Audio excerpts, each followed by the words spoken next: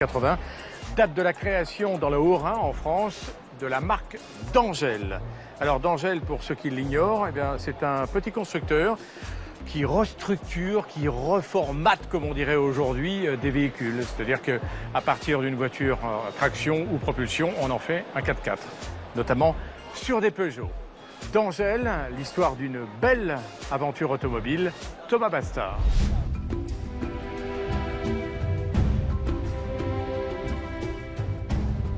Des paysages à couper le souffle, une température extérieure de -7 degrés et de la neige. Beaucoup de neige.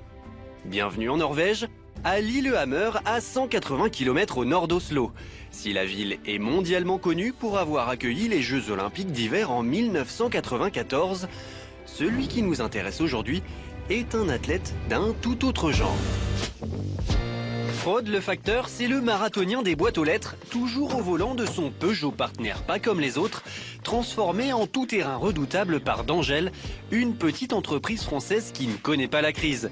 Pour vous, Turbo s'est invité dans les coulisses de ce carrossier qui s'exporte dans plus de 30 pays. Notre découverte commence dans un petit village alsacien. C'est à Sentheim, près de Mulhouse, que nous avons rendez-vous. C'est ici que D'Angelle a vu le jour en 1980 et sa spécialité, c'est de transformer les deux roues motrices en véritables 4x4.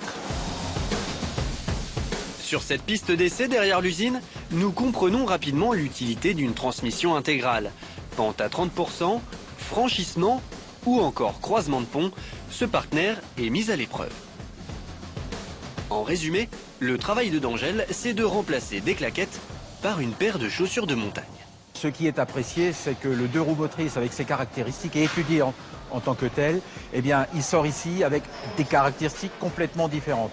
Donc du franchissement, de la réhausse de véhicules et des capacités pour aller dans des contrées, on va dire, inhabitées, on pourrait dire. Voilà.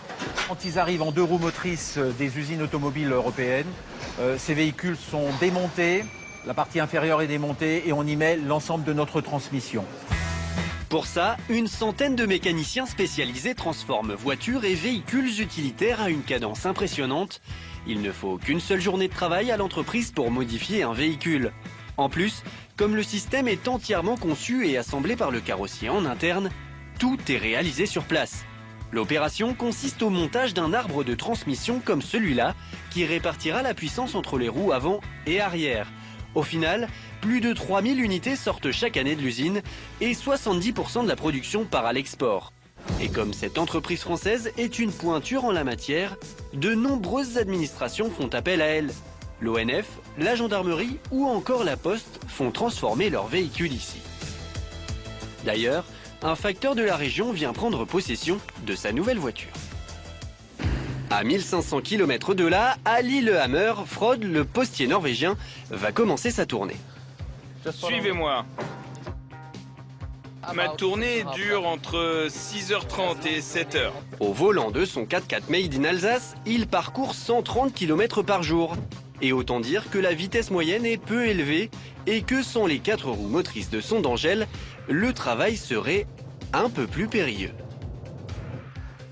Les routes ne sont pas larges, il y a du relief, donc ça peut être très piégeux. Il faut être attentif.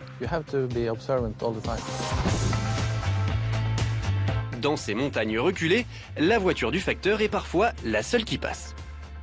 On a livré près de 800 véhicules à la poste norvégienne ces 4 dernières années.